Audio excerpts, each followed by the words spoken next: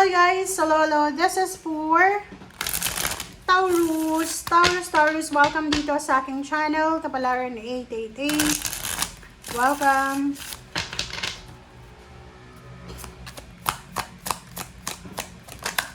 Okay, Taurus, 3 of Pentacles.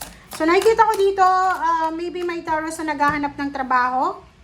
Maybe you're looking for assistance, looking for help, strength, parang ganon. So, sinasabi ng bara sa'yo dito na posibleng ikaw ay naghahanap ng tulong or posibleng ikaw ay nagtatanong-tanong. So, maybe you're applying for a job or maybe kung ano man yan, pwedeng gusto mong mag-launch ng business. So, maybe nagtatanong ka sa mga dalubhasa or sa mga tao na pwedeng makatulong sa'yo.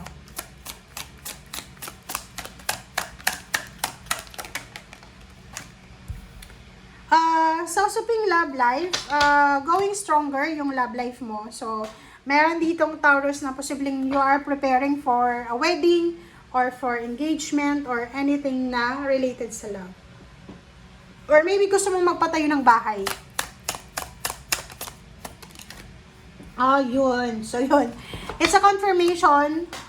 Meron ditong Taurus na you're preparing for your wedding. You're preparing for parang sa pagpapatayo ng bahay, pagbili ng mga materyales, ganyan-ganito.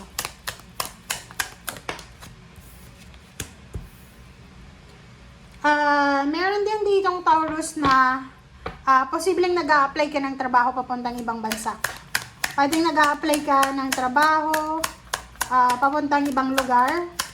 Or yung iba sa inyo dyan, maybe you're looking for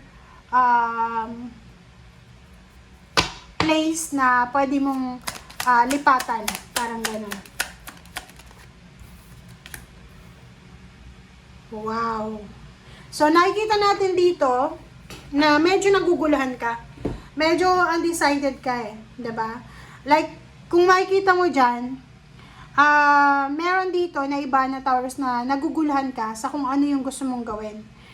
Gusto mo magkaroon ng stable na family life, pero gusto mo din umalis para magkaroon ng freedom. Halimbawa, gusto mong gawing intact yung family mo, na magkakasama kayo, pero meron ka sa puso mo na gusto mong bumukod kasi gusto mo ng freedom. Parang ganon. Okay.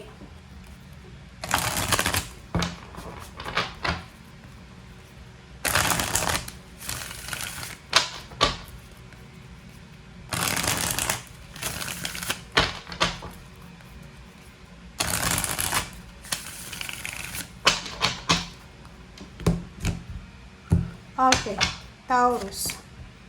Prince of Cups. King of Disc. Okay. Isang water sign, Pisces, Scorpion, Cancer, or any emotional relationship, ang posibleng makakatulong sa'yo para makahanap ka ng trabaho, or pwedeng makatulong sa'yo para makaalis ka sa stagnation in terms of money.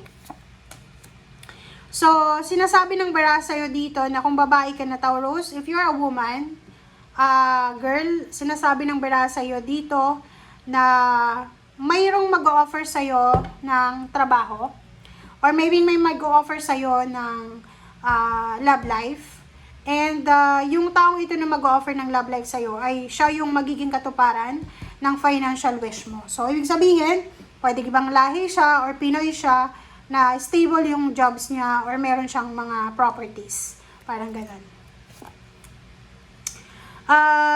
Virgo and Taurus and Capricorn to. Ace of Disc. Isang balita.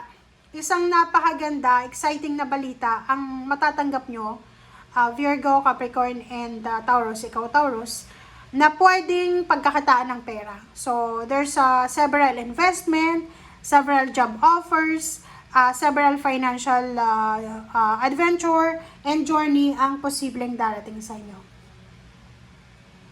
Ang balita na to ay mabilis. Mabilis siya, like for example, through email, chat, call, na matatanggap mo. Pwedeng yun, may mag-offer sa'yo ng bagong trabaho or mga sidelines, ganyan, ganito. Huwag kang masyado daw na emosyonal ngayong February. And sinasabi ng bara sa'yo na kung naghahanap ka pa lang ng trabaho sa ngayon, if you are unemployed or naghahanap ka ng trabaho, sinasabi ng bara, huwag kang matakot. Kaya alisin mo yung takot sa puso mo and ituloy mo lang kung anong ginagawa mo sa ngayon. Basta, ang sinasabi ng bara sa'yo, Taurus, na huwag kang magmamadali. Basta huwag kang magpadalos-dalos sa mga decision making mo.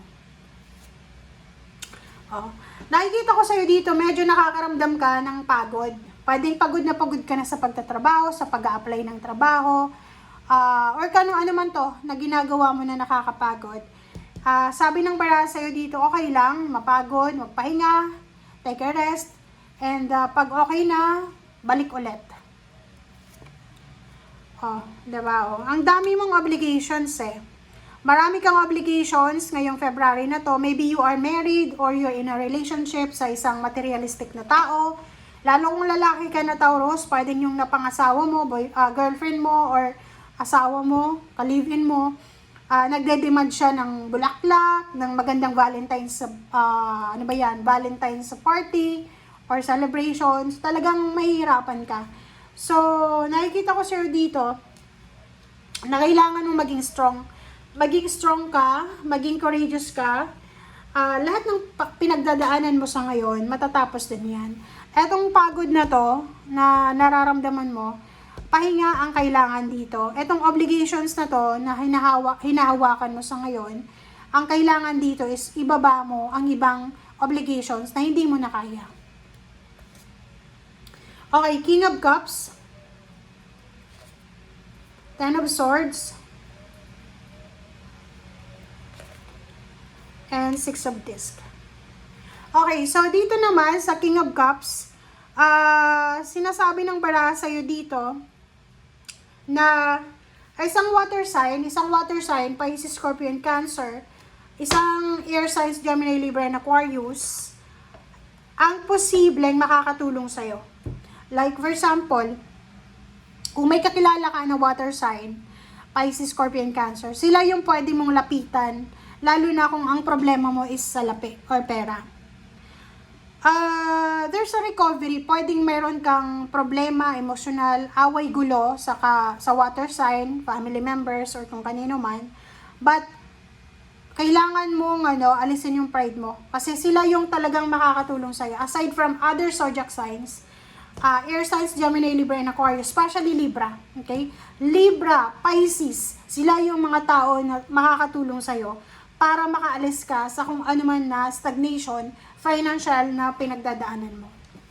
Okay, tingnan natin. Ano ba yung last message sa'yo ng baraha? Eto.